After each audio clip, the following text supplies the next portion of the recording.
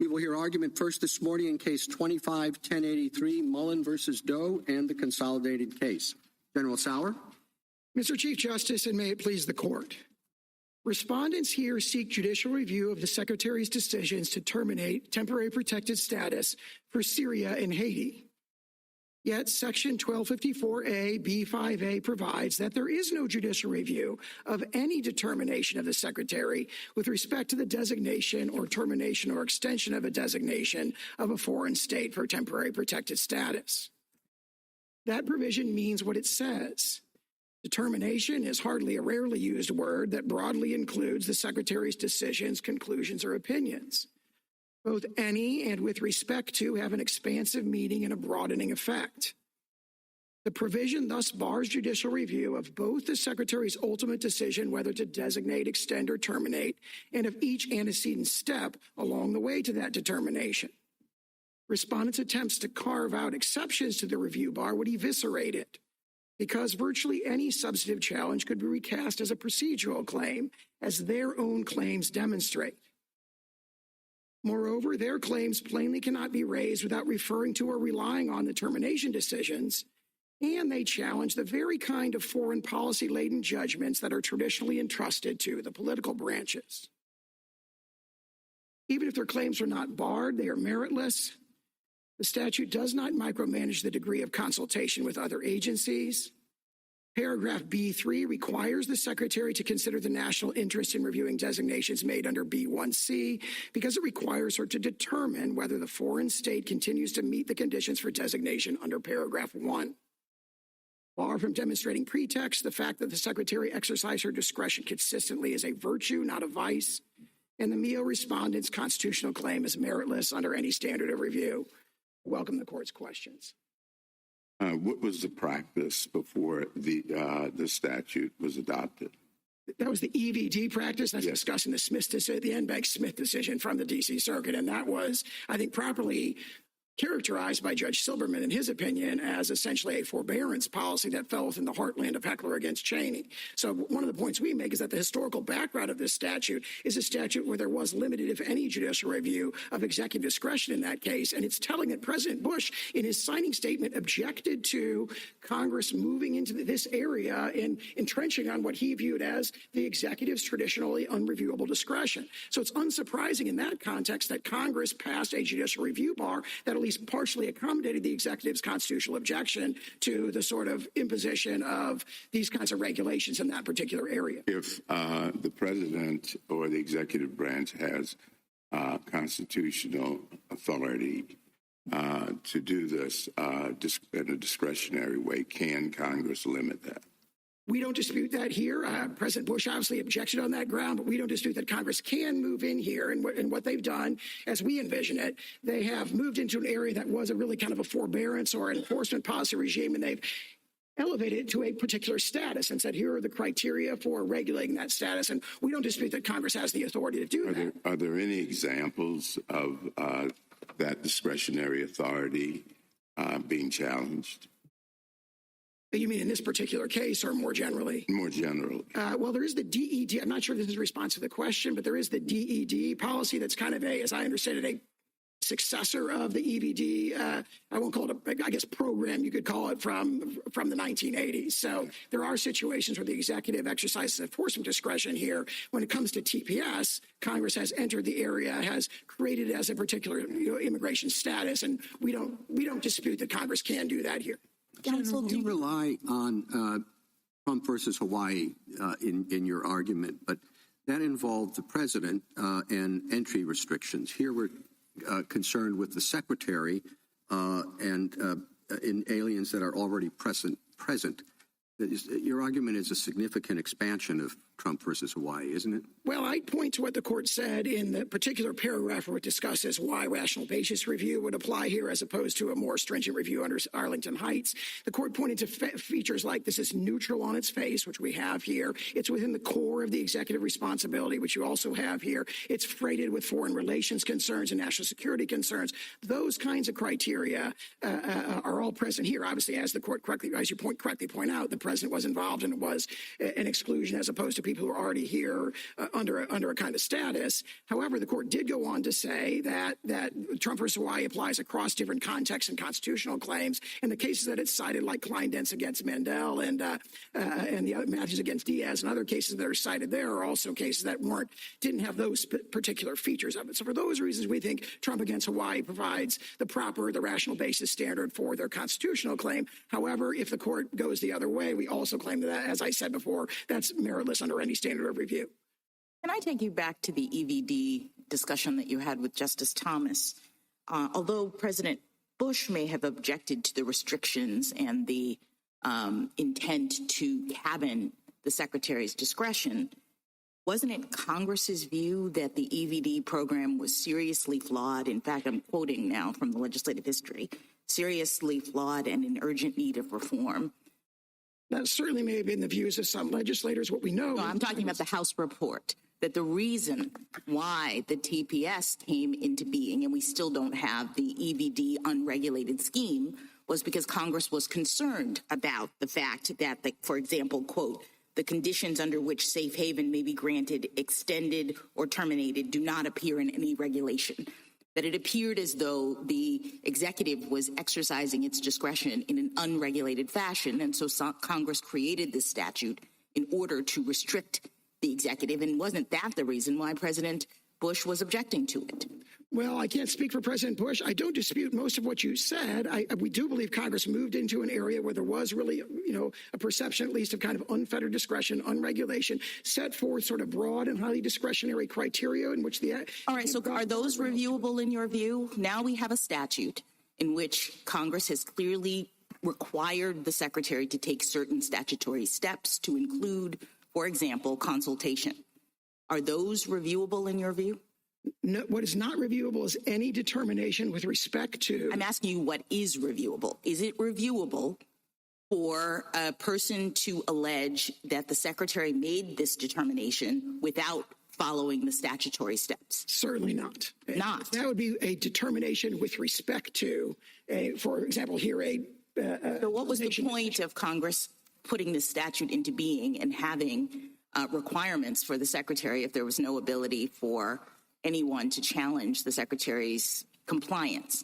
Congress may presume, as this court frequently does, that the executive would be presumed to act within the bounds of that it's set forth, and Congress provided for ongoing congressional oversight. So there's an annual reporting requirement. There is a 6 to 18 month situation. So in a sense, judicial review is kind of a misfit with this particular statute because the secretary has to go back every 18 months and reconsider. And if judicial review, as we see here— What do you do with the precedents of this court? And I'm thinking about Bowen, and I'm thinking about, there's another one in which we don't agree that a determination is what you're saying it is. In other words, in Bowen, we specifically indicated that, and it used very similar language, and we said, Bowen used the language, any determination of the amount of benefits under the Medicare statute was in the judicial review bar.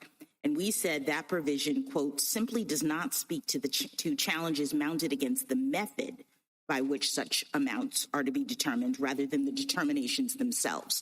We drew a clear distinction that included the word and concept of determination. So how do you distinguish that from this? As to Bowen, the statute in Bowen actually had an affirmative grant of the power to judicial review. So as to the Part A Medicare benefits that were issued there, the statute said we are affirmatively granting judicial review of those to an extent. And then in a prior case, this court in Erica had said we sort of imply from that there is no judicial review of Part B. Then when it came to Bowen, the court said, we're not going to take that negative inference and hold that satisfies the traditional review. Your position seems to be, and you said it in your opening, any step in the process is not subject to judicial review.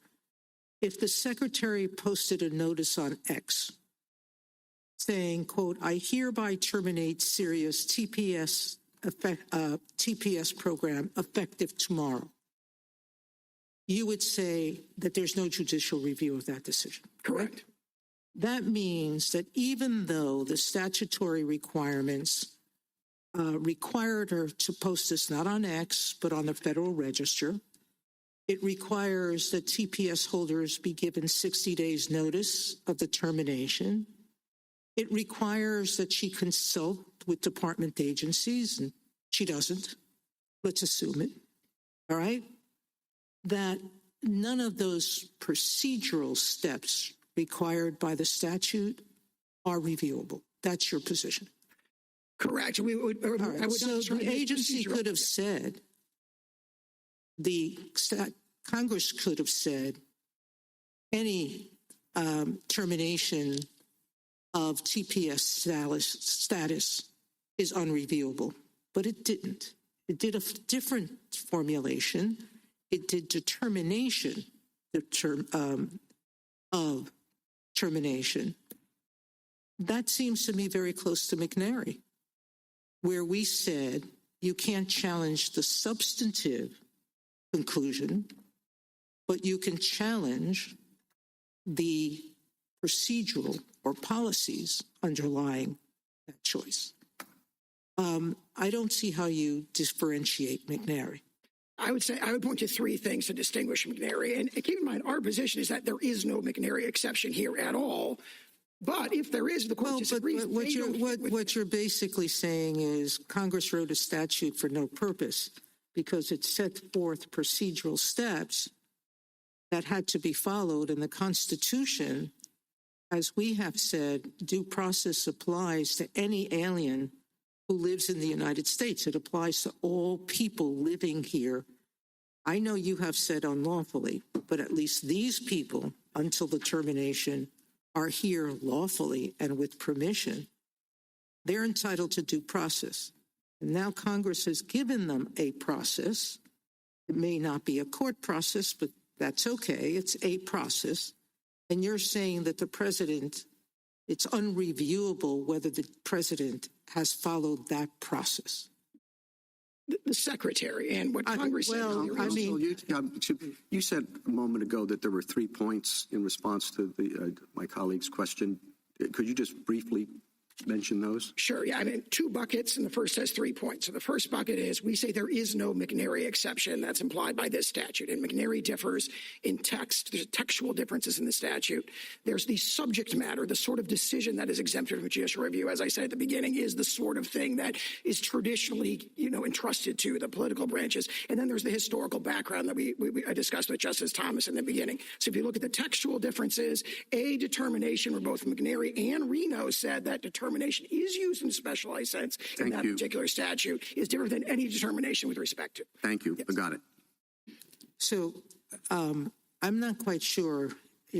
Not so long ago, you came in and said that every executive officer has to be answerable to the president. So the president's statements have to be attributable to its executive officers, to the secretary. I don't see how you can take both positions. Either an executive follows the president's orders or it doesn't. I would point to what the court said, or at least the Chief Justice's opinion in Regents discussed this and said the president's at a certain remove from this decision. The statute places this, vests this decision in the secretary, and the secretary. But the secretary here, Noam, said she was following the president's policy. That's what she announced when she was reviewing these items.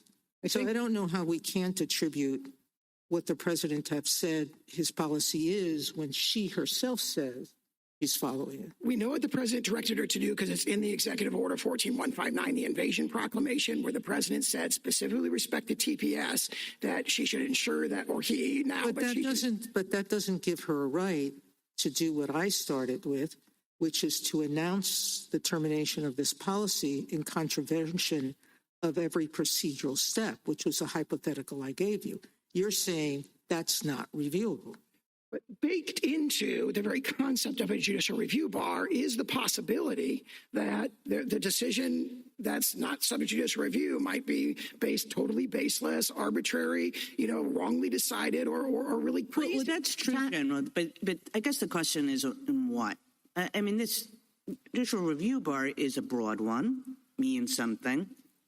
If If there's a completely arbitrary understanding of what the country conditions are, there's nothing a court can do about that, right? So, basically Congress has said, this can be the weirdest, strangest, most arbitrary conclusion as to country conditions, and the courts still can't do anything. So point taken there. But that's a different thing than to say that all the things that the statute says that the secretary is supposed to do in order to determine country conditions are themselves unreviewable. I'm sorry, I'm losing my voice. Because what the statute says is, look, she shall review country conditions after consultation. And if she decides, I don't feel like consulting, and more to the point, I don't even feel like reviewing country conditions, I want to do some completely different kind of analysis to determine whether to make this designation. Is it really feasible that Congress meant for those decisions to be unreviewable? I'm really sorry. Go ahead. And it's the likelihood of my asking a follow-up is very, very diminished. Congress said any determination with respect to designation, extension, or termination is not subject to judicial review. And EPA against Calumet, this court talked about. Right, but the determination, you say, I'm already going. I mean, the determination can refer straight back to what the secretary is supposed to determine, which is whether the conditions for designation continue to be met. Okay, that's it. I mean, they make an argument like this. They say determination is used in a specialized sense in the statute. I just think that textually is baseless. I mean, by my count, determination is used in this one statutory section in 5 different senses. It talks about things about your eligibility for benefits. That's a determination. Admissibility, that's a determination. Whether there's extreme hardship. But does that hurt you or help you? I mean, I'll pick up where Justice Kagan left off. We have specific things in the statute that Congress says the secretary has discretion to determine. And then Congress also has parts of the statute that directs the secretary specifically with respect to the steps that she is to take in order to make those determinations. So I just think you're kind of struggling against what seems to be the most obvious way and the most straightforward way to understand this statute, which is that when the judicial review bar says that the courts cannot review the determinations of the secretary, it is referencing the things, the substantive conclusions that the secretary must make under the statute. And some of them are not the ultimate. Some of them are findings. For example, the secretary has to make certain findings, says the statute, and I could see how those could be determinations. So it's not that we're just looking for the word determination in the statute, but we're understanding that Congress has directed this secretary in this statute, in contrast with the prior regime, to make certain findings, make certain determinations, and here is how you go about doing it. And so my question is, when someone says the secretary has not followed those steps, she didn't consult, she didn't put it in the right place in terms of notice. This is Justice Sotomayor's example. It's very hard, I think, to say that the judicial review bar, which speaks only to the determinations of the secretary, precludes that kind of claim. 2 points. Determination is a broad term, as the court held in EPA against Calumet, that encompasses any decision, opinion, or conclusion. So, including the decision not to follow the steps. That's your point. Right. When it says any, I'd say 2 things about that. When it says any determination with respect to a termination decision, it means any decision not to follow the steps that we put in the statute. So if there's a determination that, I don't think there are any appropriate agencies to consult with here, and therefore I'm not to consult, that's a determination within the plain meaning of that term. But more fundamentally, it bars judicial review. Certainly, everyone concedes it bars judicial review of that final determination. And look at it in the context of this case, where both sets of plaintiffs have filed complaints. Yes, we concede that, but they're saying that's not all the kinds of claims we'd like to make. And we're just now focusing on the kinds of claims that aren't the final determination, The secretary's decision, and I had a hypothetical, to pull out a Ouija board. The secretary says, you know how I'm going to figure this out? I'm going to, another example, put Syria in a hat and, Haiti in a hat on a slip of paper and all the countries, and I'll pull out the ones that get TPS. And that's not following the statutory steps. She's made a determination to do that. And your view would be that no judicial review of that claim. And any exception that the court would craft here would be something that a truck could be driven through, and that's what we see in the lower courts, and that's what we see in the briefing in this case. All right. I mean, look, for example, General, can I ask you a question?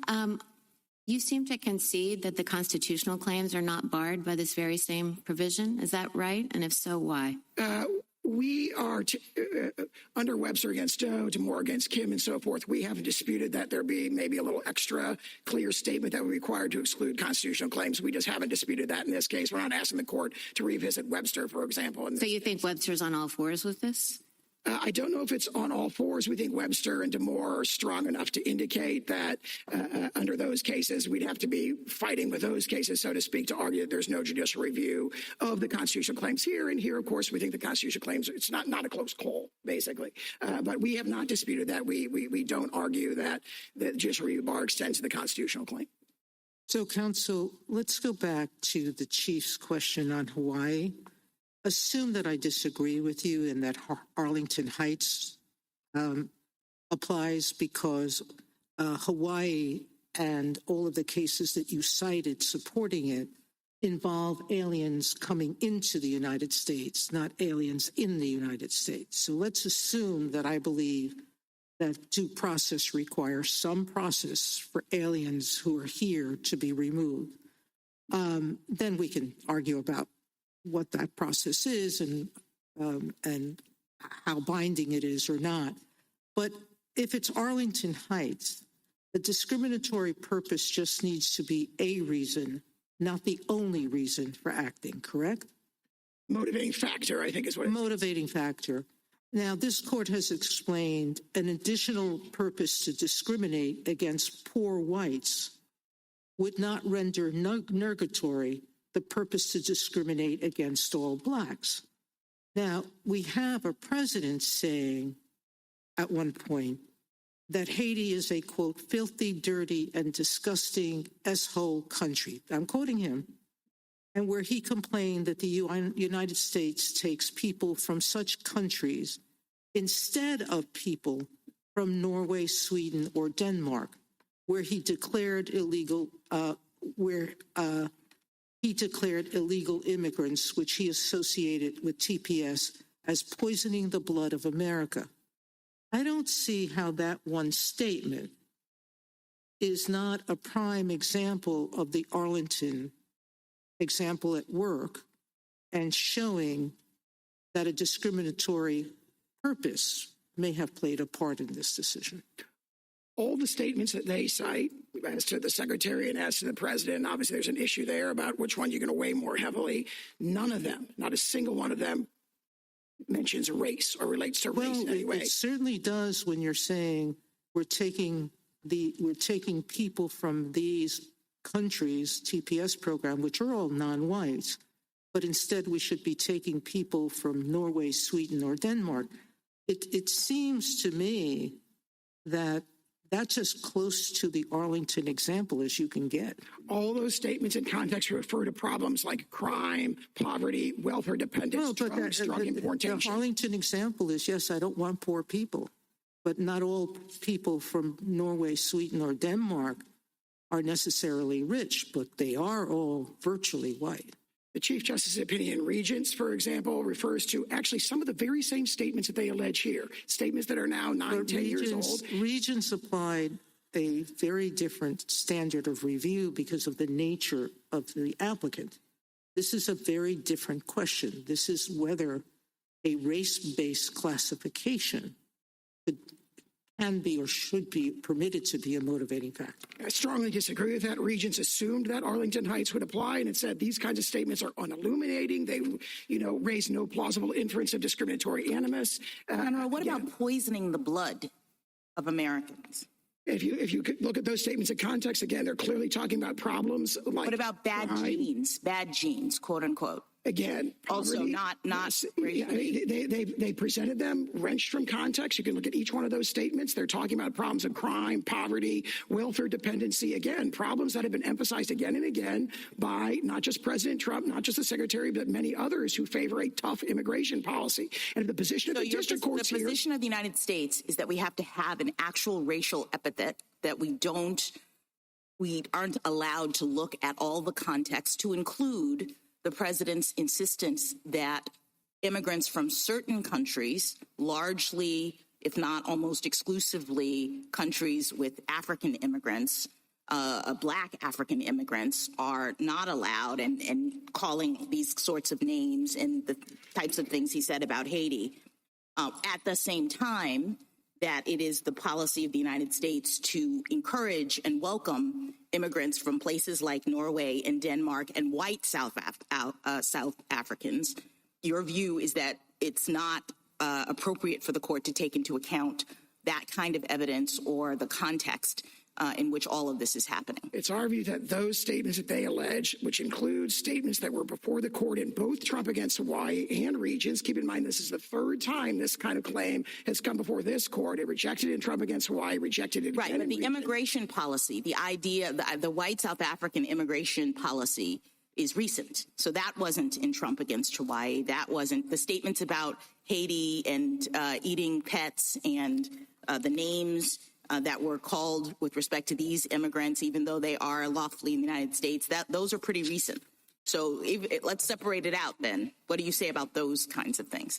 Again, as the court held in Regents, these are statements made in different contexts that are remote in time. They are unilluminating. The court said in Regents, the Chief Justice's opinion in Regents says, we're going to give them the most negative possible interpretation that's provided by the plaintiff. I'm giving them the most negative interpretation. So tell me, if I assume or think that these are related to the president's intentions to encourage certain immigrants on the basis of race and discourage others, what do we do with that in light of Arlington Heights? The court should conclude that the statements are unilluminating and fail to raise any That's plausible not what inference of animus. Judge Reyes found, that they were illuminating. Aren't we applying a clear error standard here? What do we do? We're not looking at this de novo. We have a district court finding that there is evidence of discriminatory intent here, enough early in the case to allow this claim to go forward. So aren't we bound in some regard with respect to what the lower court has already determined about these facts? I would say no.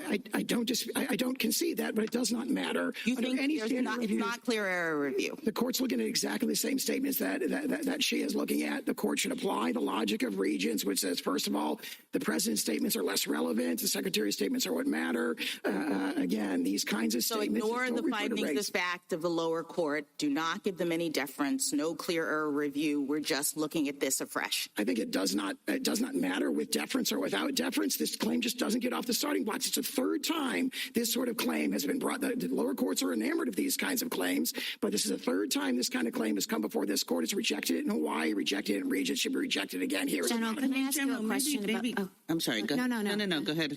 I'll have more time to recover. I wanted to take you to the procedural objection. Let's say that you lose on your argument that even the process that the secretary followed to terminate is not subject to judicial review. What would take your best crack at articulating what standards a court would apply when reviewing the sufficiency of the consultation? In other words, if the argument is that the consulting claim alone is reviewable, is procedural and yeah. So we have this exchange, the email exchange in Miot. I mean, what would take your best crack at articulating the standards by which a court would review that? Again, I think this court should go to the dictionary definition of consult. And you see this actually in the Syria brief, where they concede that seeking input is consultation. Seeking advice from someone knowledgeable is a form of consultation. And keep in mind, it's not just consult, it also says appropriate. So the word appropriate, the court's held in other contexts, confers broad discretion. So the secretary could decide, I don't think there are any appropriate agencies to talk to here. Again, that would be within, assuming reviewability, which we strongly dispute. But even there, again, again, it's a weak claim. It's the phrase after, it says 3 times, after consultation with appropriate agencies, the secretary is going to do a bunch of things. And what you have here is the district courts. They initially said she didn't consult at all, but it turns out that she did. There is an exchange with the Department of State. So now they're saying, well, that wasn't quite enough. It wasn't meaningful enough. You see how substance has already crept back into even this case. What would happen, General, if the original email had been sent out and no response came back? Would that also be appropriate consultation? Absolutely, yes. No, she can't force the Secretary or the State Department to respond. And so for that reason, yes, that would be appropriate consultation. Suppose it were the response that came back said, I got to run some traps here in the building. We'll get you an answer by Wednesday. And then the Secretary made her determination on Tuesday. Consultation has happened on her end, and again, she cannot force the State Department to provide a timely response. The statute regulates what the Secretary does, not what the Department of State does. Even though the Secretary was well on her way to getting a timely response. And again, if you've asked, you've consulted. And here, of course, we have an exchange with a prompt response. The question is made. The question is proffered, and then the response comes back. Wasn't that baseball game tonight great? Last night, great.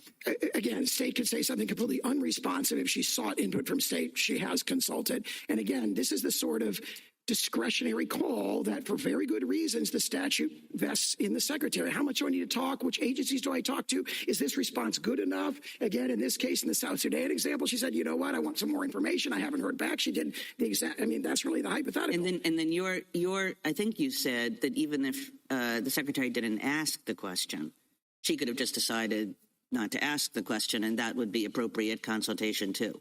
If she doesn't ask at all, I don't think I would say that that's consultation. I would say that's not some judicial review. I thought, assuming it's subject to judicial review, I thought that you said that she could have decided that there was no person whose opinions mattered. Yeah, if there's a determination that none of the agencies is appropriate, then as opposed to there is an appropriate agency, but I decline to consult with them, that'd be the distinction that I would raise. Okay, but as to everybody else, as long as you ask a question, whether or not you wait for the answer, whether or not you give them appropriate time for the answer, whatever the answer is, whether the answer is on a completely unrelated topic, it just doesn't matter. That would fall within the plain meaning of the word consultation, as we argue. And again, really, the plain meaning of the word consultation? Like, the plain meaning of the word consultation seems to be like you consult with somebody on a topic. That means you ask a question, they give an answer that's on the same topic. It doesn't have to be long. You don't have to lock a person in the room together for 3 hours. But, you have to ask the question, hey, what are country conditions like? And then the answer comes back, country conditions are fine or they're not fine. That's appropriate consultation. I'm not asking for the moon, but what are country conditions like? Weren't the Dodgers great last night? That does not seem like appropriate consultation. To seek advice or input is consultation, and with respect to the example of locking them in the room for 3 hours, that's kind of the road that the district courts are going down. They're saying you did check with it, but it wasn't meaningful enough. So we give you kind of a D+. But that's not the road I'm going down. I guess I said that because that's not the road I'm going down. And, sometimes consultation is very thorough, and sometimes in government it's not very thorough.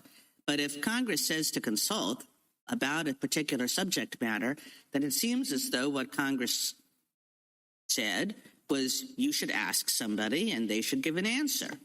Certainly you should ask somebody. The statute doesn't say she can compel them to give an answer, and she did ask.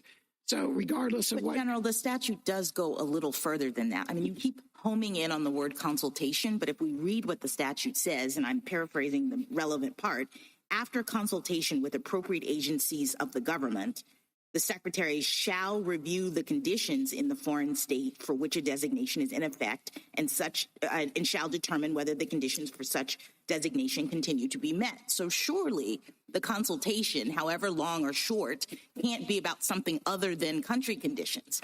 If you read the whole sentence, what she's consulting about is her determination as to whether the country conditions are still in effect. I think what she's consulting about is a little more specific than that.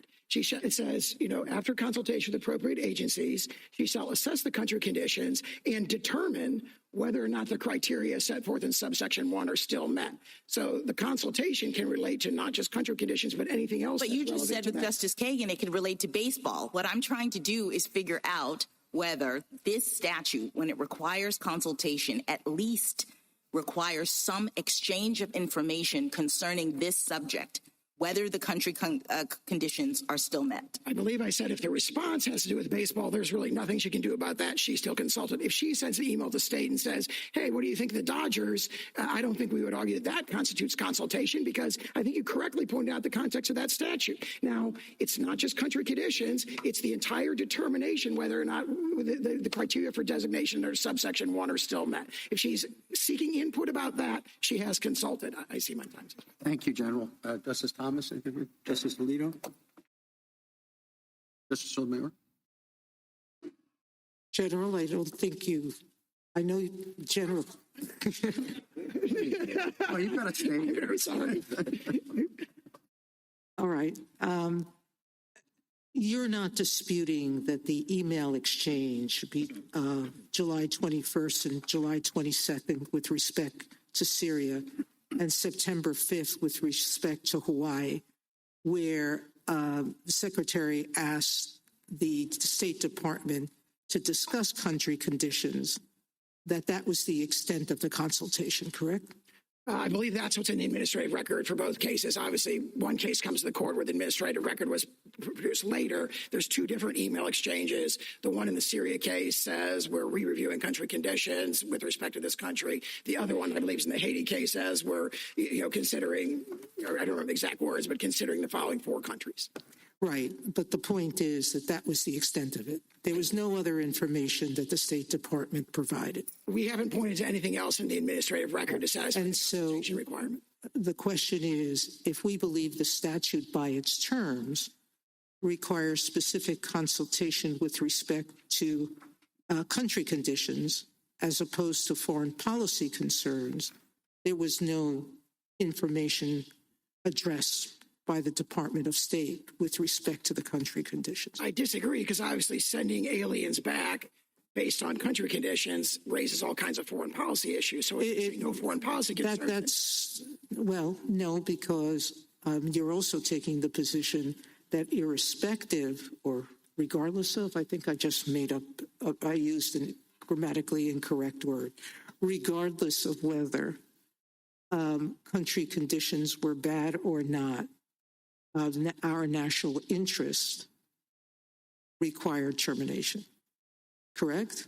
Yes. So we can't assume that the State Department that doesn't answer the question presented is actually describing country conditions. Yeah, and I think I would stand on what I said in response to Justice Jackson, which is that the consultation relates to not just the assessment of country conditions, but the entire determination, as that very same sentence goes on to say, whether or not the conditions in subsection 1 are met. I'm looking at Haiti. The only thing asked for, we are reviewing country conditions in Haiti. Can you advise on states' views on that matter? All right. Thank you, Kim. Justice Kagan, Justice Gorsuch, Justice Kavanaugh. Can you explain the reasons why Congress would have barred judicial review as broadly as you assert? I'd emphasize 2. There are several. I think perhaps most importantly, the kind of determination that is at issue here is just the sort of determination that lies at the heartland of what has been traditionally entrusted to the political branches. And let me give you a couple examples of that. If you consider, for example, the determination that is made in both of the termination orders that these are nations that have emerged from difficult times, and there are new fledgling governments there. And for example, in the Syria determination, the Secretary says it's our foreign policy to project a message of confidence to the fledgling government of Syria. The president has taken away sanctions. He has recognized that government. There's refugees returning from all over the world. And if we don't terminate TPS, it will send a message of doubt about that country, that's the sort of foreign policy freighted decision that lies at the heartland of the political branch's competence. And it's the sort of thing that as you see in this case, those sorts of determinations being second guessed by the district courts. It's almost like these district courts are appointing themselves junior varsity secretaries of state, saying, I second guess that. So if you look at the whole package here. Well, that's Syria and the Assad regime. I understand that one. Do you want to give a similar answer on Haiti? Very similar answer. Very similar points are made as to Haiti. I'd emphasize to the court, if you look at footnote 35 in the Haiti termination and the accompanying text where it talks about the problem of ongoing chain migration out of Haiti. There's an ongoing exodus. And they argue in this case that the TPS holders are some of the most educated, some of the most law-abiding, some of the sort of best and the brightest that are in diaspora. That footnote 35 cites an article that she relied on, Engaging the Haitian Diaspora, where it talks about how in neighboring Caribbean countries, the United States and Canada, there are hundreds of thousands of Haitian nationals who are abroad now, and the determination, this notion that there's ongoing chain migration, the concern is, are we actually contributing the problem, creating a self-fulfilling prophecy by ensuring that there's an indefinite expatriation of all those people. There's this kind of talent drain out of Haiti. That's the sort of like foreign policy freighted. That is weighing incommensurables under conditions of uncertainty. That is the sort of foreign policy freighted decision and determination that's naturally left to the political branches. So there can be hypotheticals about, the secretary could do something lawless or crazy, and Congress has tools to address that because there's annual reports. In the annual report, she's not going to say, or he's not going to say, I flipped a coin. The annual report going to have to give reasons. The annual reports will be after the fact, so that is true. The concern you've heard here is it's already done then. It is done, but it has to be reviewed every 18 months. And that structure itself kind of makes judicial review a misfit because judicial review takes more than 18 months. So we're put under a preliminary injunction, as we saw in the Ramos litigation, from 2018 through 2020, even though there's supposed to be this ongoing 18-month re-review. The district courts enter, they put an injunction, and all of a sudden you have this sort of extended thing. Keep in mind, this is temporary protected status. The word temporary is used again and again in the statute, including its title, and we're looking at a situation where there have been initial designations that go back to 1991 in the case of Somalia, Hurricane Mitch in 1998, 27 years ago, as to Honduras and Nicaragua, and these were still in effect still are in effect. So there's a sense that. And one very important point I'd make there is if you look at Haiti specifically, the Haitian termination has now been enjoined twice, both in the first Trump administration and in this administration. And so the judicial review is having this effect of really defeating the fundamental purpose of the statute, which is inherently temporary. There's this very frequent periodic review. Thank you.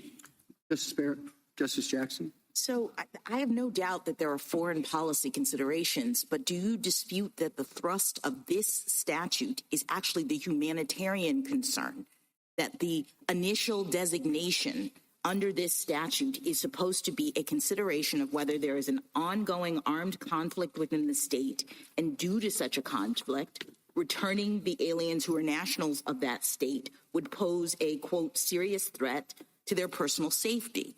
It seems to me that this statute does allow the secretary to take into account the kinds of things that you discussed with Justice Kavanaugh, but against the backdrop of the actual purpose of the statute, which is what conditions are in this country and whether or not it would be safe to return those people. And so I guess I'm just struggling with your argument that the secretary can make this determination without, as a procedural matter, taking into account country conditions as the statute requires. The secretary is obligated to consider country conditions under of various kinds, different kinds of country conditions under B1A, B1B, and B1C. And if she doesn't, you say not reviewable. Not reviewable. Under B1C, most relevant, she considers not just country conditions, but also whether allowing the aliens to stay here would be contrary to the United States national interest. If anything is discretionary, if anything exudes deference. Yes, you're picking that part of the statute, but I've read other parts of the statute that require her to do country conditions. And you're saying if she doesn't, that's not reviewable. See the other parts of the statute that talk about foreign policy. I just don't understand the concept of the secretary being constrained to do certain things and not being required to do them in the sense that they're not enforceable. She can basically do whatever she wants, I hear. Congress assumed that risk when it said there is no judicial review of any determination with respect to termination. Thank you, General. Mr. Arulanantham. Thank you, Mr. Chief Justice, and may it please the court. Congress struck a balance in the TPS statute. It granted the Secretary substantial discretion to designate countries at the outset, but constrained the authority to terminate TPS once people have come to rely on it through mandatory procedures and rules. Congress struck a corresponding balance on judicial review. It didn't broadly bar review of all policies and procedures or all questions of law and fact, as in neighboring immigration statutes. It barred review of any determination in subsection B, which are the country conditions assessments on which the Secretary would be expected to have expertise. Congress thus preserved review to ensure compliance with other requirements in the statute, including in subsection B, like the obligation to consult and to make decisions based on country conditions. The bottom line is this: the Secretary can terminate TPS, but he must turn square corners, follow the rules Congress set. In contrast, as we've heard today, the government reads the statute like a blank check. Today, they want to use it to expel non-citizens, but the power that they seek is a double-edged sword. The Secretary could designate every country from which an undocumented person has come to the United States explicitly to provide mass immigration relief under this statute, and on their view, the courts could do nothing. That contravenes the text, bedrock administrative law, and common sense. On the merits, this is an easy case. One basis for Syria's designation is armed conflict, but the Secretary never consulted the State Department about the armed conflict. Even today, the State Department's website says armed conflict in Syria remains active.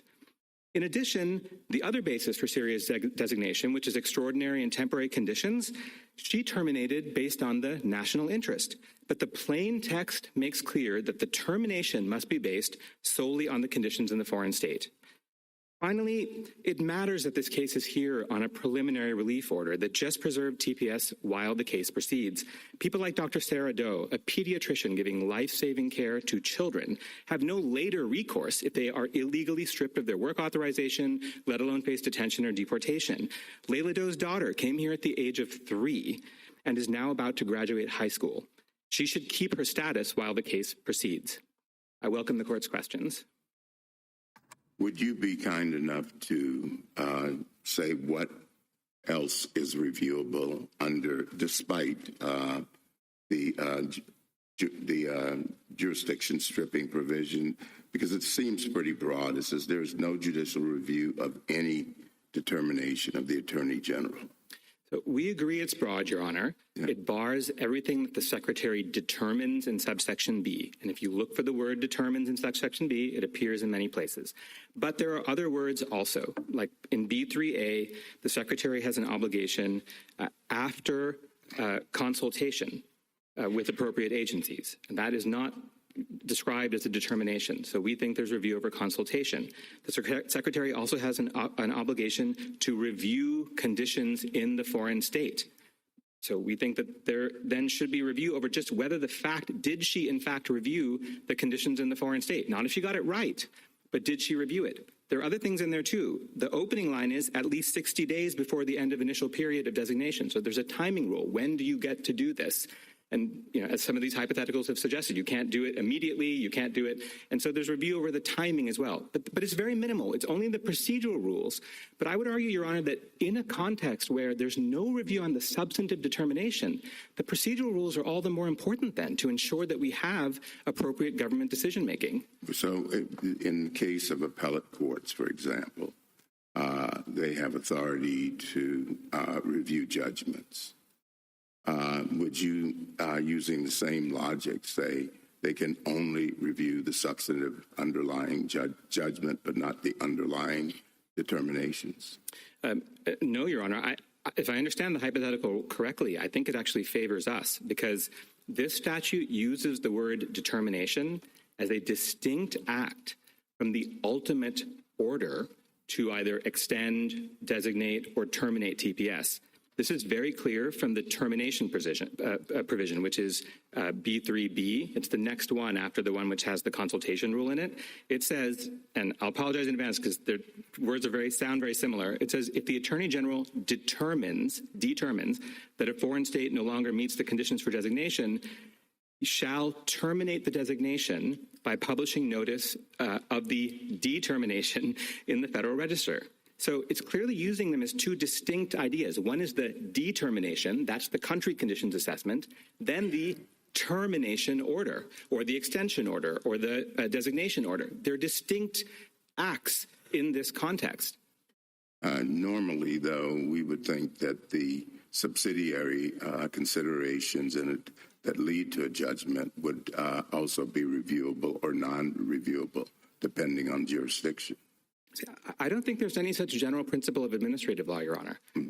We cite the Zook case just recently in the tax context, which literally holds the opposite. It says, the things that make up the determination, the inputs, are different from the output.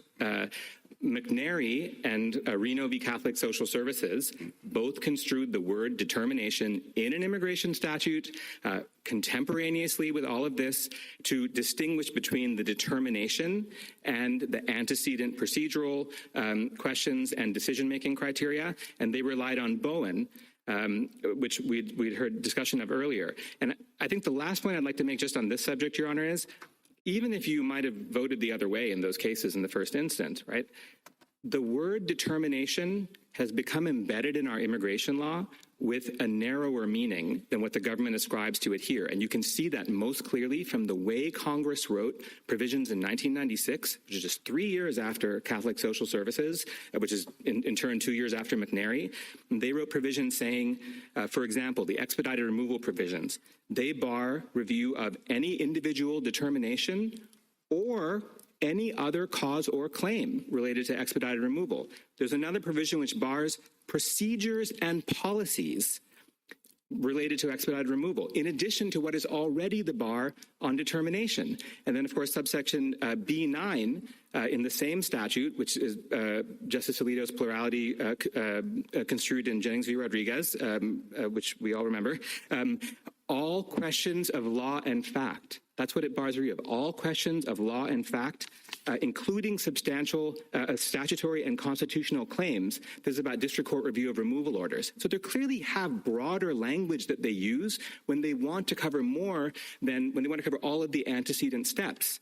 In order for you to win this case, is it necessary for us to find that the word determination in B5A is a term of art? No, I don't think it's a term of art, Your Honor. I resist that characterization. I do think there's two paths for us to victory. Well, let me put it a different way.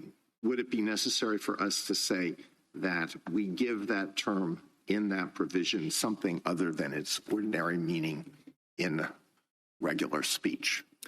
No, Your Honor. I mean, although I do think context is everything. Right, when we're construing statutes, and determination there we think has to be understood by reference to determine, which is used 8 times in the same subsection to mean country conditions assessment. Well, I take that to be a yes. We have to say, look, determination is a very broad word. It's used all the time in many different statutory provisions. It's used all the time by this court. If we apply ordinary meaning of that term here, I really don't understand how you can prevail. Well, I guess because I don't think that it always has the full potential breadth that the government has ascribed to it. For example, in this statute, we see it's used 2 times outside of subsection B, more than 2 times, but in 2 senses outside of subsection B. And I concede, and this was discussed, that those are not about country conditions assessment, so it has a different meaning there. But the bar only applies to determinations in subsection B. And so, again, I think it just means it refers back. But my fallback position, Your Honor, even if you're not willing to say determination should be tied tightly to determine, the 2 claims in particular, the consultation claim and then the claim about national interest and whether it's appropriately considered at the termination phase, those are the kinds of claims that this court has considered in administrative law cases going back 100 years. If you look at the administrative law scholars, the Cox, Rick Hill's, Emma Kaufman brief, it talks about this history. Claims that process is reviewable, even if the ultimate decision is final, have been reviewable in immigration statutes going back to Nishimura Ekyu in 1892.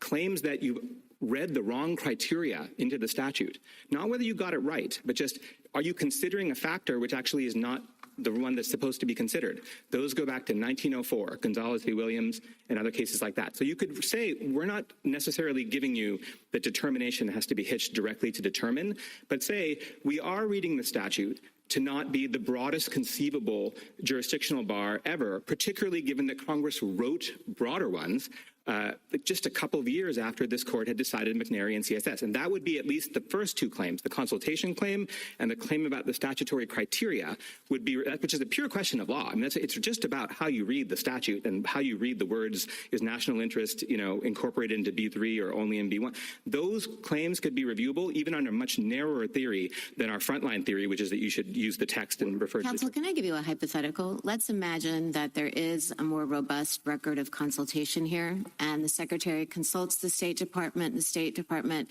says the country conditions in Syria remain terrible, armed conflict continues, and, I think it would be fine and in the national interest to continue TPS status for Syrian refugees.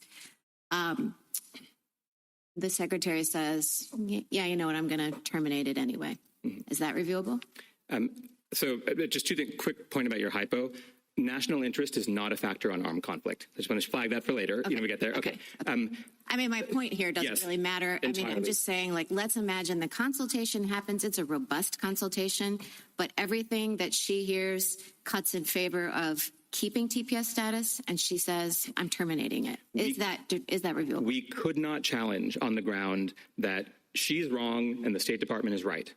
What the statute does is it tries to get the government to speak in one voice, which this court has said is very important, and it's a huge problem here when you have them going back and forth. But if ultimately the Secretary says, speaking in one voice is important, but my people, country conditions people, think that the armed conflict is over, so that's what we're doing, that is not reviewable. But what is reviewable is whether she actually asks anything and gets any information about country conditions. Get you very much. If it's just kind of a box-checking exercise, why would Congress permit review of the procedural aspect when really what everybody cares about much more is the substance? I think it's because Congress and us too, and the millions of people who live with TPS holders have some faith in government, and they believe that if there is consultation, the decisions will be better. And that's really not unusual, right? Isn't that the whole thrust of something like the APA? Absolutely. That Congress has always sort of understood that agencies are going to have a lot of discretion at the end of the day to make the determinations, but we still need to police to some extent the inputs, what they're looking at, whether they give the public notice and comment, all of the things about procedural rules and requirements for decision-making are important, even if the ultimate decision is still left to the agency. Absolutely, Your Honor. Our view is that even if it comes back like a box-checking exercise, people will at least know that somebody talked to somebody else. And it makes sense. Of course, DHS has foreign policy expertise. They have their asylum and refugee office and all those people. But the State Department also has a lot of foreign policy expertise and information. Would you, and just to follow up on what Justice Jackson is asking, do you think we can read B5A at least to say we're ruling out APA review here? Your Honor, I don't want to belabor that point because our brief addresses it at great length.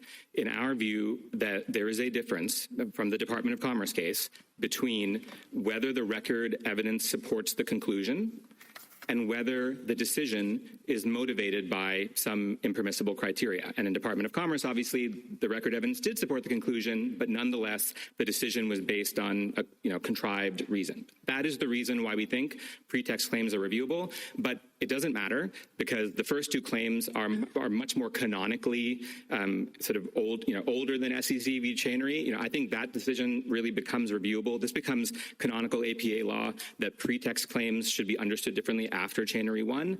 But these other ideas are much, much older than that, and that's really all we have to say about it. Well, in the Department of Commerce, of course, we said that political considerations are a permissible factor. How are you supposed to determine how much political influence is too much? I think in this case, the Secretary said on CNN the day after her first TPS decision that we are taking direction from the direction of the President. He is pausing this program. And after that, meaning the TPS program. And then there have been 13 terminations in a row. So the district court just said, and we're here on preliminary relief. I think it's a factual finding for clear error review. The district court said, I think that I will take that statement when coupled with the confirmatory action of all the TPS terminations and the absence of consultation and all the rest of it to mean... well, that's a particular circumstance, but I mean, in general, how would you articulate the principle that this is too much? How do you judge, as a general matter, how much political influence is too much? Not you're saying it was too much in this case, but more generally. I mean, I don't think I wouldn't change a word of commerce, Your Honor. I wouldn't either. Yes, I figured you would say that. I just think this is also a very rare outlier case where the secretary actually said on national television the day after the decision that she was motivated by an impermissible factor. I want to come back to this consultation question, though, to talk about this email. As Justice Sotomayor had said, the entire consultation in this case is reprinted on less than one page, page 41 of our brief. Well, could I ask about that particularly? Suppose that there was the same question asked from DHS to State Department, and instead of the answer being state has no foreign policy concerns with ending these TPS designations, suppose the answer was just state has no concerns with ending these TPS designations. Would that be appropriate? Would that cross the line into that's fine? I mean, that is a much harder case than ours because it might be true that no concerns encompasses country conditions. And I'm not saying that definitely that person should win because I think the government, the plaintiffs may be entitled to argue that that's not actually what happened there. But our case is so much easier than that. Well, is it so much easier? I mean, I wonder. The State Department probably says no foreign policy concerns 5 times before breakfast every day. That's what there's the State Department. They deal with foreign policy concerns. So if somebody asks them something, they say no foreign policy concerns. Is that really going to make the difference between what is permissible consultation and what is not permissible consultation? The fact that they put the words foreign policy in the answer? So 2 things. First, this same exact worded email, no foreign policy concerns, or sometimes they said foreign policy objections, but foreign policy concerns or objections is now the record in 7 consecutive TPS terminations under this statute. And that's why all these district courts that they're talking about, right? It's the same thing. So it's not obvious to me that, they could have just written country conditions and they chose to write foreign policy. But I'd still say turn the square corner and make them do it.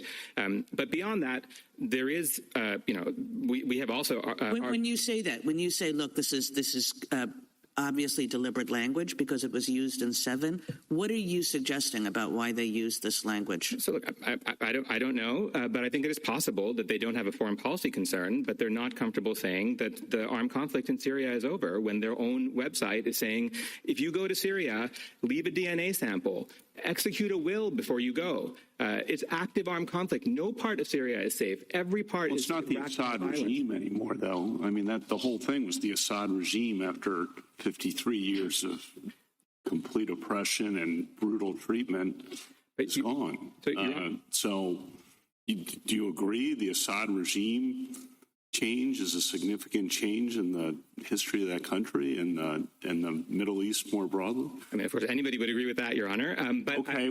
That's an important marker then, because that's a big shift in both Syria, but also the posture of other countries towards Syria. At least as I don't pretend to be an expert, but that's my understanding of what's the backdrop here. So 2 thoughts, Your Honor, and then I want to briefly talk about national interest if there's time. So first, we're not interested in a debate about whether Syria is or is not safe. So we haven't gotten into that precisely because it's barred by the judicial review bar.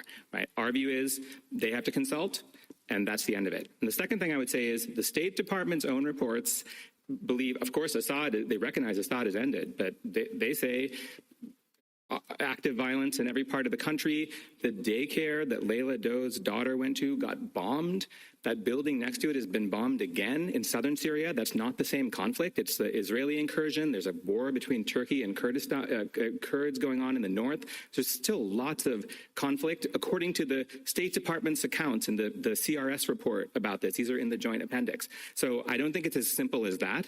But we don't contest. If the secretary says, I disagree, Syria is safe, that's fine. But she still has to turn the square corners and follow the steps. You know. Thank you, Counsel. Justice Thomas, anything further? Just briefly, with respect to the jurisdiction stripping provision again, if the secretary actually designates, does not terminate, but designates in favor of a particular group, can others use the exact same objection that you're offering? I'm not sure I understand the question. Well, would they be able to challenge the same way that you're challenging a positive designation? Got it. So no, Your Honor, but not because of the review bar. What they can, the statute says the secretary may designate, this is now we're talking about B1, right? Yeah. May designate only if, and then one of these three criteria have to be met. Yeah. So even if a country is horribly in crisis, there's no obligation to designate, and that's the reason why that's unreviewable. You know, but of course, it doesn't cut the other way. Right? On their view, if the secretary, this is my opening hypothetical, if the secretary designated Mexico for immigration relief, it's unreviewable. On our view, it is reviewable because you will look to the criteria to see whether they actually applied. Did they care at all about conditions, or were they just trying to achieve some political end? Justice Alito? One of the points that General Sauer made was that if we accept your arguments, it will create a hole in the judicial review bar that you could drive a convoy of trucks through. And you've now said repeatedly that it's necessary for the secretary to turn square corners, which seems to support what he says, that if we depart from the ordinary meaning of the review bar, then it is always going to be possible to pick procedural faults in, to raise procedural objections to what's been done. And what you've said about consultation makes me think that may be true, because here there was some consultation. All right, it was very brief, and maybe it's not what one would hope for. But still, once you say, well, it's permissible to review the adequacy of the consultation, it's always going to be possible to pick to raise objections about the adequacy of the consultation and the words that the State Department comes back with. So two thoughts, Your Honor. First, our consultation claim in this sense is extremely narrow. We don't argue about the levels. We don't argue about the amount. All we say is it has to be about a subject, deliberation about a subject. So they have to talk about country conditions. And you could hold that, Your Honor, and leave aside to say we're not saying it's okay to police meaningfulness, even though in other statutes, lower courts do, consultation claims, consultation provisions are in other statutes, and the sky doesn't fall. But if that's Your Honor's concern, just only say it has to be about the topic, and we don't say anything about meaningfulness in a broader sense. That's my first answer. My second answer is, the State Department actually provided reports because they did care about speaking in one voice for 35 years under this statute. This is in the former senior government officials brief, the bipartisan brief, including somebody from the first Trump administration, talking about the fact that they used to actually look at all the different components of the State Department and talk about this so that they could make sure that the decision was good. There's never a challenge to consultation under that. Even in the first Trump administration. Do you think that sort of elaborate process is necessary under this statute? No, I do not, Your Honor. I do not. My point is just, it wasn't a problem until the form email started. Even in the first Trump administration, when that was the first time there were other TPS challenges. Before that, 16 terminations, never a challenge, right? It started then. Even after that, this consultation claim has only arisen because now they're doing the form email. Thank you. Justice Sotomayor? Justice Barrett sort of was asking a question about almost sounded a little bit like harmless error, even if they didn't consult. That's okay because, they were going to make the same decision. How do you deal with that? I mean, this is a due process claim, and we've never said what the final determination is important to due process, correct? Yeah, correct, Your Honor. I think I would say two things about it. First, there isn't a basis in this record to say that she would have done the same thing if the state, particularly on the armed conflict designation, where national interest is not a criteria. So you have to find... That's under the A section of the statute. Correct. It's under B1A. There's two designations for Syria, one under armed conflict and the other under extraordinary temporary conditions. Our position is that even under the latter one, it is not permissible to consider national interest at the periodic review stage, because what is required is that there be review of conditions in the foreign state. And we think when the word conditions is used, just a couple lines later, it's referring back to conditions in the foreign state and not criteria, which is what my friend kept saying. And if you look at the word, the label of it is extraordinary and temporary conditions, which is talking about country conditions.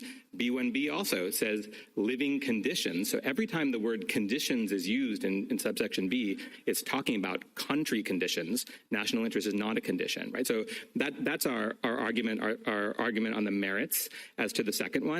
But on the first one, even as to process, there's nothing in this record to tell you that if they had actually consulted, the secretary would have said, I don't care what the State Department says. Maybe she would have said, oh, wow, that's not good. And they would have perhaps, led to a different view. And so I think even if harmless error is permissible in this context, there just isn't a basis to find it. And it is, again, important for the government to speak in one voice. And I think that would be the benefit of enforcing the consultation requirement here. Well, I mean, the whole purpose of the TPS is to ensure that the executive is open about what it's doing, correct? Yes, Your Honor. Transparency is all through the statute, Your Honor. And so to the extent that a president says, it's not safe for these people to come back, or I'm unwilling to say it's safe for those people to come back. Haiti shows that 4 of the people who were sent back, that have gone back, were killed. So I'm not going to say it. I don't care. I'm still going to end the program. But that's a different impact than saying it's safe and I have an alternative reason anyway. It absolutely is, Your Honor. And I think it's also important to remember that this issue about whether you can terminate on the basis of national interest, it only arises if the country is still unsafe. But the alternative ground, right? It only arises if the country is still unsafe. And as to people who have been able to keep their TPS, because despite being vetted 18 months, every 18 months, resubmitting their background, resubmitting criminal history checks, they have been found not to have even a single felony or more than one misdemeanor or any of the other grounds. So we're talking about the power to mass expel people who have done nothing wrong to countries that remain unsafe. And our view is it is unlikely that a refugee protection statute would have given that power to the secretary. What do you do with, there are 2 pools here. One is the people who have been given TPS status for a long period of time, and the new applicants for which there hasn't been checking yet. Yes. Could a president come and say, I'm not going to terminate the program because the country's still not safe, but I'm not going to give new applicants permission to stay because I can't vet those guys?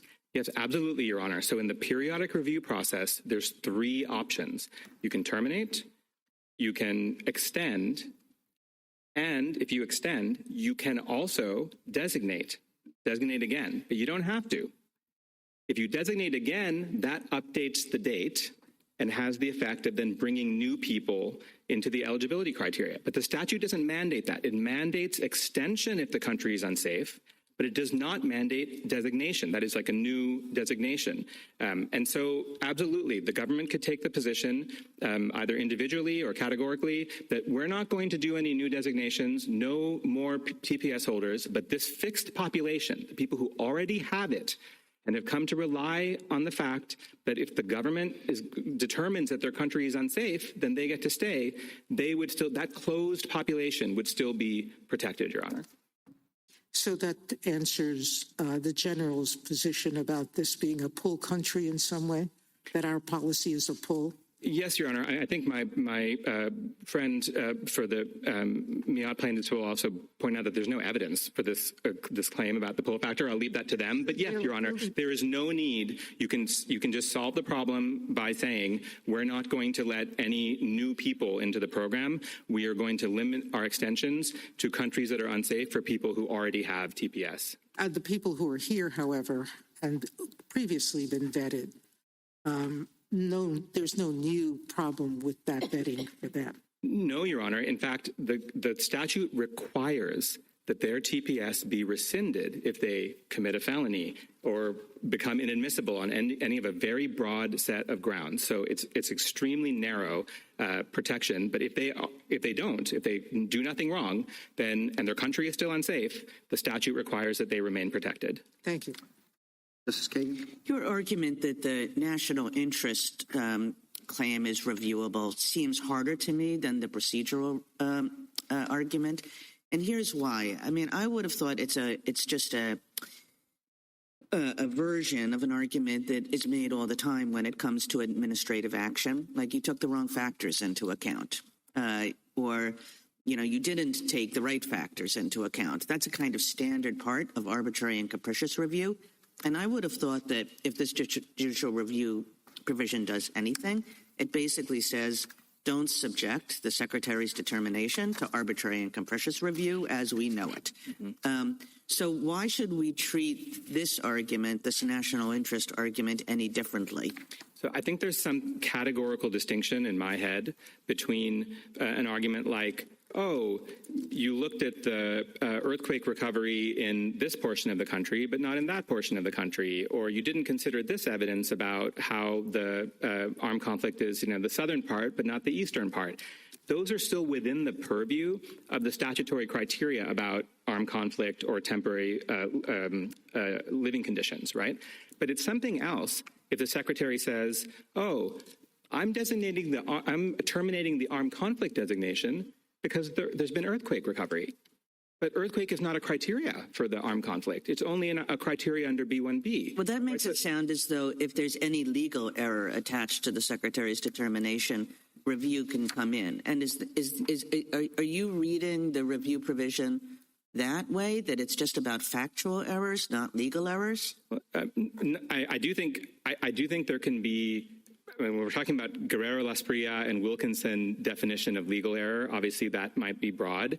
I don't think the court has to say that those are reviewable. But the claim that we're making here is that the national interest, you heard me say it, right? The national interest is only at the outset, and it's not in the periodic review, because periodic review is a conditions analysis, whereas national interest is not described as a condition. It's in contradistinction to conditions. That is a pure question of law. You don't need to know anything at all about facts in order to assess that criteria question. And, Your Honor, it's also very easy for Congress to write a review provision that's confined to non-legal questions, and that's not what Congress did here. That's true, Your Honor. They also can easily say all questions this has nothing to do with, even if I read this statute as saying determination is with respect to the determination about country conditions, but if you're in that world where the question is how did you determine country conditions, whether you made a factual error, whether you made a legal error, Congress in this provision seems not to care. So I agree that this provision doesn't read fact law into it one way or another. I think our narrower argument, Justice Alito had said, I took the question to be maybe I'm not buying your full board determination argument. Do you have anything fallback? And what I was saying was, if you don't want to take the full textual view, then read it against the backdrop of administrative law, where obviously this court generally, or courts generally, have the last view on questions of law. But I think if you say, no, that's not what they're doing here, so some legal questions are going to be barred, what I would say is, whether or not this is within the scope of the determination, that is what we are disputing. right? Because we're saying it's not a country condition because it doesn't use the word condition to describe it, and the review provision is limited to conditions in the foreign state, and this is not in the foreign state. So at least that claim, the threshold question of like, do you get into the reviewability bar or not, that should be reviewable, even if once we're in it, you would say like a legal dispute about which kinds of conditions should be in it or not, that would be barred. And we don't believe that necessarily is the case either. But just to be clear, like our claim is at the very highest level. It's just about the criteria of even what counts as a condition. Thank you. Justice Gorsuch? Justice Kavanaugh? How many Syrians have returned to Syria since the end of the Assad regime? Does that have any relevance to what you've been saying about country conditions? I mean, I'd say the same thing that I said to you earlier, Honor, for two answers. First is, it is of no relevance, because even if the Secretary is right and the State Department is wrong, it doesn't change the fact that they didn't talk to each other, and the national interest is not a criteria, and those are claims that are clearly reviewable under the statute. So, A, that's my answer. Second, it is true that many people have gone from Lebanon back into Syria. But if we're reading the newspaper now and sort of outside the administrative record, there might be good reasons why people are going from southern Lebanon back to Syria if they're having to pick between the two places. And that is not the same thing as saying, oh, we're going from California to Syria. And so I don't think the fact that you have this mass movement of people is necessarily indicative of whether it is safe to go there or not. As I said, there is still active armed conflict. There's bombing happening now in Syria. So, it may be better or worse. Some people say the mortality rate is higher. I don't know. But anyway, I think it does not answer the question ultimately, even if it did, we still should win. Thank you. Justice Barrett? Justice Jackson? So I'm interested in the standards applicable to our decision-making in this case. And one of them is the thought that even if determination could be read to mean different things, the final conclusion or close to it versus the final conclusion plus the antecedent steps, I thought we had a presumption of reviewability that was supposed to apply to our interpretive analysis in a situation like this. So am I wrong about that? You are absolutely right, Your Honor. It's applied in Bowen, in McNary, in Catholic Social Services, and of course in Guerrero-Lasprilla. So when Justice Thomas says, well, the background is that we wouldn't interpret this if we're sort of trying to figure out what determination is, we wouldn't allow for you to review it. I think the opposite is true. In other words, there's some confusion about the scope of the express determination, the express review bar.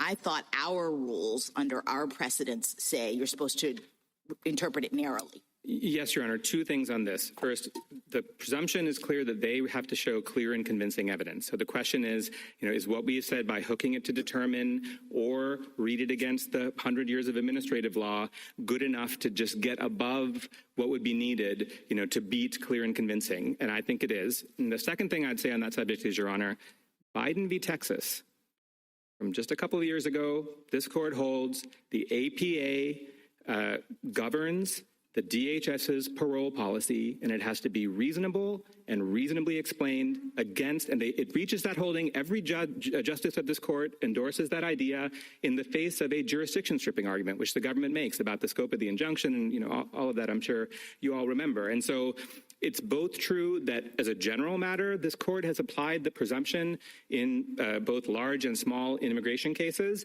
and also that it has done it particularly in a context like this one, where the issue was about whether Mexico, basically the U.S. had to be forced to negotiate with Mexico. All right, and my second issue about standards, is there a clear error standard that is applicable to the district court's findings here, findings of fact, for example, about whether or not there was likely discriminatory intent with respect to this policy? Yes, absolutely, Your Honor. It is both true. There's double deference, I would argue, because it's both here on preliminary relief. There may be more evidence to come if the case is allowed to survive. Certainly the constitutional claim is going to be allowed to survive, given on jurisdiction anyway. And in addition, because factual findings are reviewed for clear error in general, then it is true that the clear error operates there. I think that now, since we have the email about consultation and we all agree that that's the scope of it, it's not really relevant. You can read that one Or page it's of our just brief. so obviously not an error, not a clear error as a result of that evidence, right? Yeah, well, yes, Your Honor, absolutely. I mean, we're still applying the clear error. You're not saying jettison the clear error standard. You're just saying, look at this evidence. If the district court found it to be that the email in terms of consultation or the discriminatory intent in terms of what the president said, our burden is to determine whether or not she made a clear error in her fact-finding related to those issues, correct? Yes, absolutely, Your Honor. And the last thing I would just say about that is on the pretext claim, where I know maybe everybody doesn't think that we have all the evidence. It's not the evidence as was in Commerce, because it was a full trial in Commerce. I think in that context, too, it is relevant that we are here on preliminary relief, because the district court was looking at it, and that's what she thought. Thank you, counsel. Mr. Pipoly?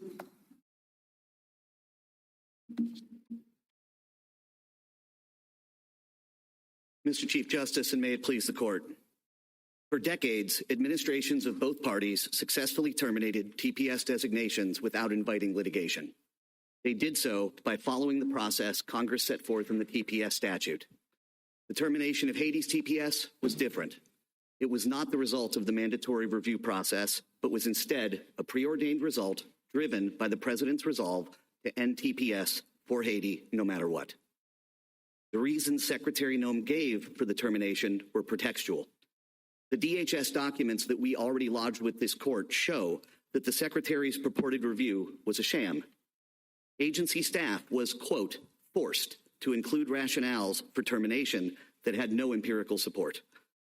The true reason for the termination is the president's racial animus towards non-white immigrants and bare dislike of Haitians in particular.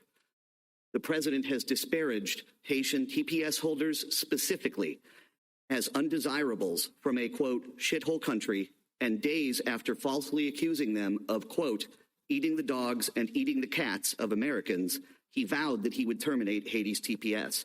And that is exactly what happened. Recognizing all this, the district court correctly postponed the termination. This court should affirm, and I welcome the court's questions. What weight how would you interpret the jurisdiction stripping provision? No different than the Doe plaintiffs do, Justice Thomas. More generally, is there anything that your friend said that you disagree with? No, Justice Rob, Mr. Chief Justice, my apologies. Whatever.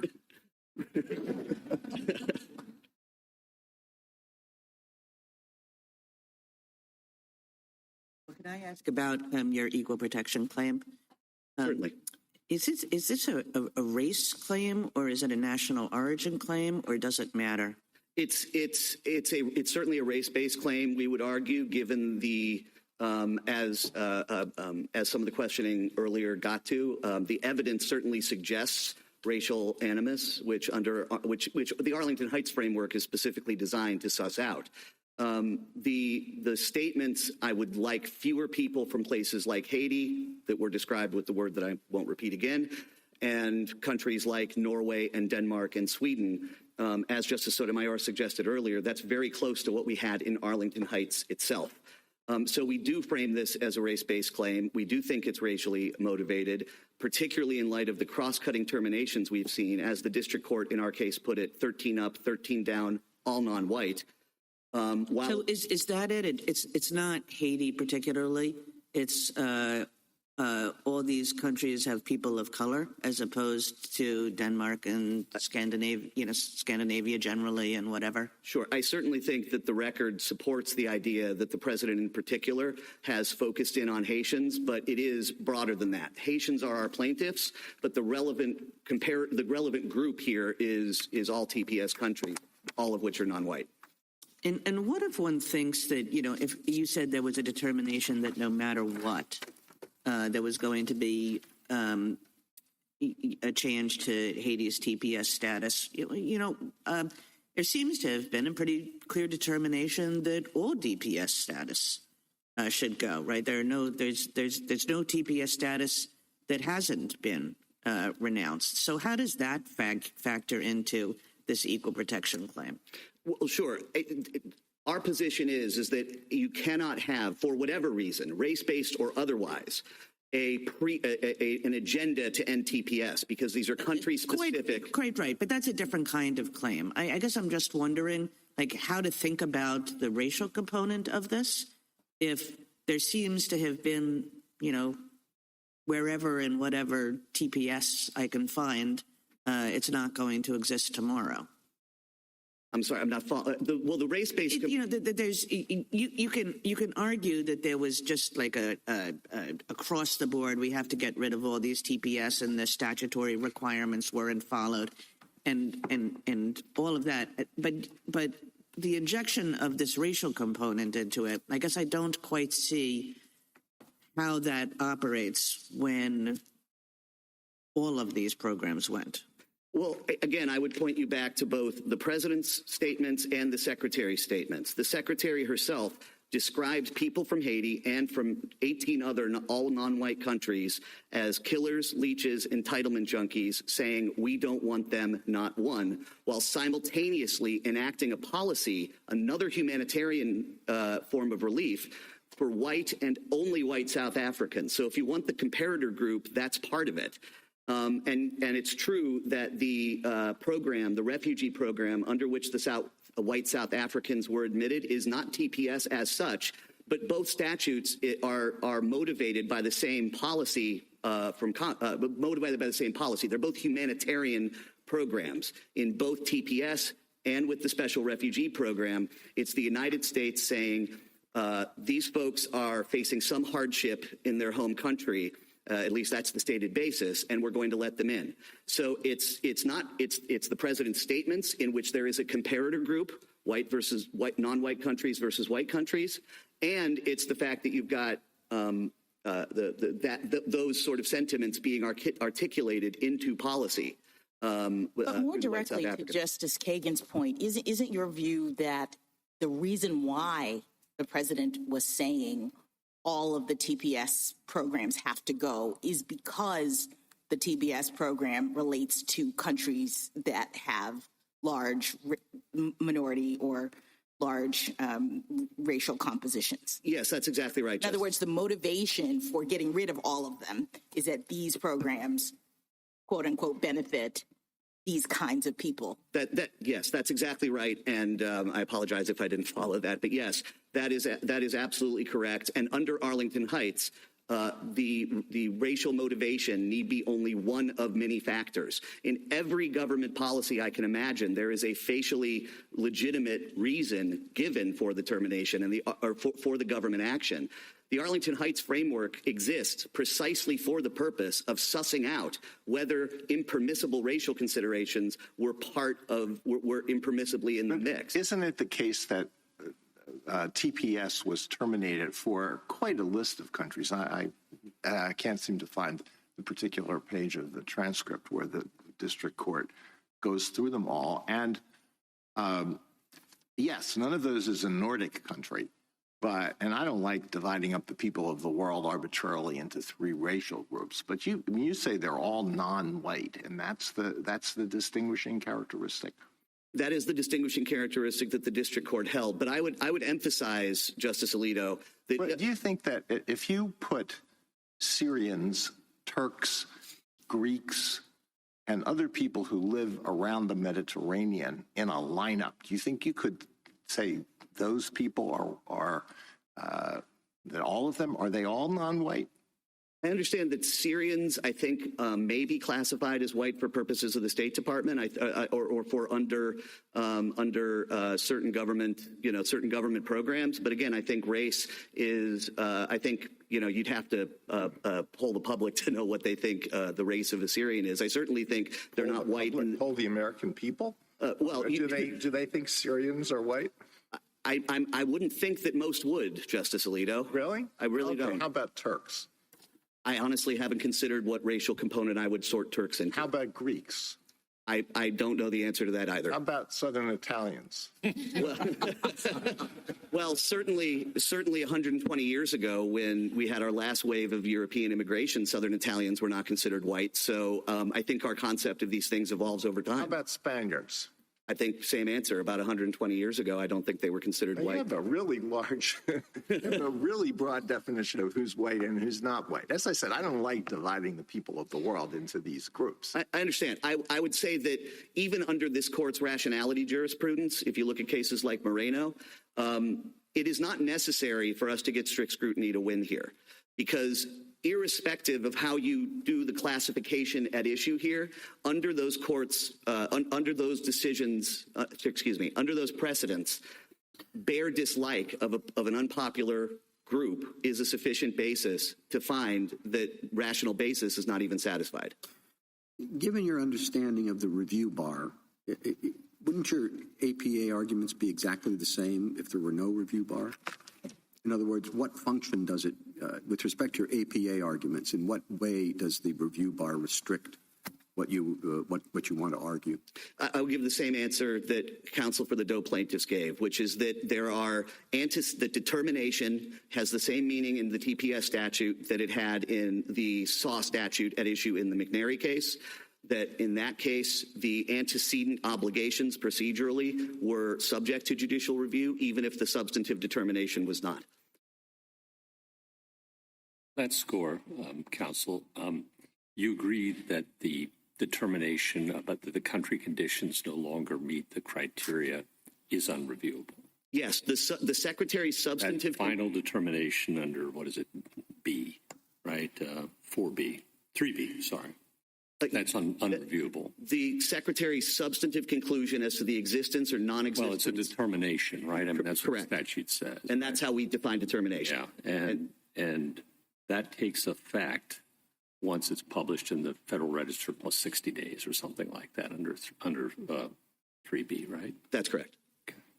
And that's the determination, and that's the effect of the statute. But you say that a court can enjoin it anyway. No, they can. Well, we didn't get an injunction here. We got 705 relief. Postponement. Yeah, I mean, I'm just looking at what the court said. I think in the Syria case said that the defendant's termination of TPS status for Syrians is hereby postponed. And the D.C. Circuit in your case said the district court postponed termination, right? That's correct. That's Section 705 of the APA. How is that not judicial review of the Secretary's determination? Well, I would say that, again, the claim... I understand your process point that you want to look at some antecedent things, but how can it not be judicial review of the determination if you're postponing the determination? Because determination... Well, I can't... It's difficult for me to answer that question without pointing out... It's difficult for me to answer the question, too. Well, no, probably for different reasons, but... Well, no, I don't know. I'm asking, I'm struggling with that. No, I understand. The question comes down to, do you define determination as coextensive with a broader term like decision? And we see... No, I'm working within your framework for purposes of this question.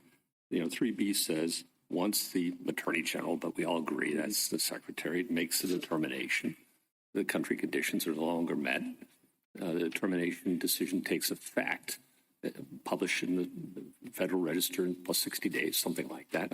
We all agree on that. And that's what the statute says about the effectiveness of the determination. Right. The final agency action here that was postponed is as the determination. It is the termination, not the determination, which is not subject to judicial review. That's what you got. That is consistent with McNary. It's consistent with Bowen. Counsel, is your point that judicial review runs to the claim? In other words, what is happening in the judicial review bar when it says there's no judicial review, it means the court cannot consider the claim that's being made, but that's different than what the court, having considered the claim, ultimately does. Yeah, that's exactly right. And so at the end of the day, if the court considers a claim about a defect in the procedure and thinks it likely and therefore postpones the termination while that claim is under review, that's not the same thing as reviewing the ultimate determination. That's exactly right. The determination here has the same meaning that it had in McNary and Bowen, which is the existence substantively of the conditions for designation, i.e., is Haiti still safe? The final agency action at issue here is the termination that was published in the Federal Register. I appreciate all of Justice Jackson's points and yours, but the statute says that determination is effective basically automatically. Right? And it tells us when it's effective, and it tells us how it's effective, and that's what that's what Congress told us. Once that determination is made, boom, it goes.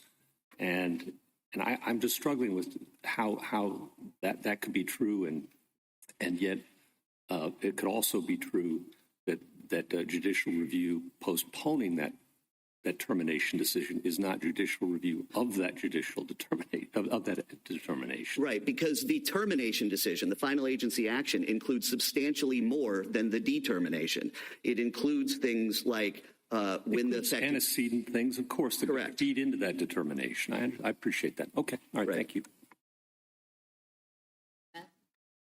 I'd like to address the Solicitor General's point that this would drive a truck through the judicial review bar?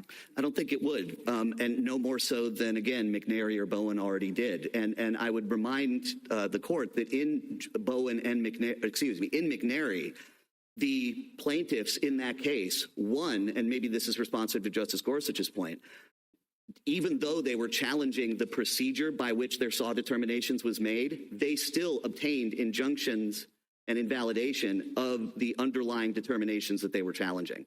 So this tension that we're identifying between the process and the outcome is one that this court has been, and that the law has been comfortable with for over 30 years now. As far as it driving a hole through the review bar, I would come back to the exact same point, well, to a similar point, which is the determination is off the table. We agree with that. Congress could not have intended, we say, for these antecedent considerations not to be considered, because when it enacted the TPS statute, it already had the benefit of Bowen, and after it passed the review bar, Congress, several years after it passed the review bar, Congress enacted IRERA, in which it retained the language from Bowen, from McNary. So it's reasonable to read the review bar in this case as consistent with that in Bowen and McNary. In other words, Congress knows how to write broader language encompassing more than a specific determination. It could write all questions of law or fact. And in fact, in some other sections of Title VIII, it even writes language that we think would preclude procedure and process claims.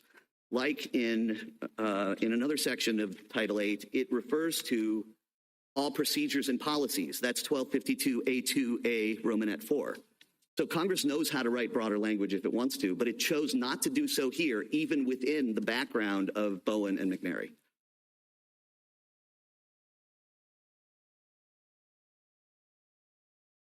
Justice Thomas, anything further?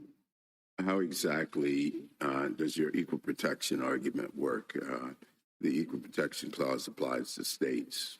Well, this is a claim that arises under the Fifth Amendment, the Fifth Amendment's equal protection guarantee. Of life, liberty, and property. That is the equal protection component of the Fifth Amendment due process guarantee. So how does it work? Well, this court has held repeatedly. No, how does your claim work? How do you get to the Fifth Amendment? Because the Fifth Amendment constrains the federal government in the same way that the 14th Amendment constrains states. Justice Alito, anything further? Justice Sotomayor? The Fifth Amendment says the federal government can't discriminate on the basis of race, correct? That's exactly right. And the other thing I would emphasize that I was trying to get at earlier is that even under this court's rationality cases, we still win. Remember the facts of Moreno. There was a facially plausible FDA program that did not allow unmarried households to receive food stamps. This court nonetheless said that there was something else at play there, animus against a particular group, a bare dislike of a particular group. And the president's statements regardless of whether you consider them inherently racial or some other type of classification, reflect a bare dislike for Haitians in particular. Justice Kagan, anything further? Justice Gorsuch? Kavanaugh? Justice Barrett? Justice Jackson? Thank you, counsel. Rebuttal, General? Very briefly, Mr. Chief Justice, Congress balanced the risk that by enacting a judicial review bar, Congress balanced the risk that there might be some decision that's erroneous or baseless or off base again, that would evade judicial review against the risk of what we're living through here, which is judicial micromanagement of the sorts of foreign policy-laden determinations and decisions that are naturally conferred upon the political branches. Justice Alito, turning to your convoy of trucks question, if you look at the briefing in this case, I think it vividly illustrates the concern that any exception that they put forth, and the exception morphs when they talk about it with different formulation. Any one of those exceptions, it creates an exception that would eviscerate the statutory or the judicial review bar here. So if you look, for example, at the Syria respondents, the claims they raise the consultation claim, but as I pointed out earlier, even those consultation claims are sort of to bake in substantive criteria. In other words, the district courts are saying, well, you did consult, but your consultation wasn't thorough enough. Therefore, we give you a D+. We'll come back when you've got a B- consultation. Maybe we'll let you terminate at that time. And it gets even more striking when you get to their claims and things about the national interest criteria, which is unquestionably a substantive criterion. And then even further, if you look, for example, the Syria respondents, their pretext claim, they say, well, we're raising a pretext claim, and here's 4 reasons why we think this decision was pretextual.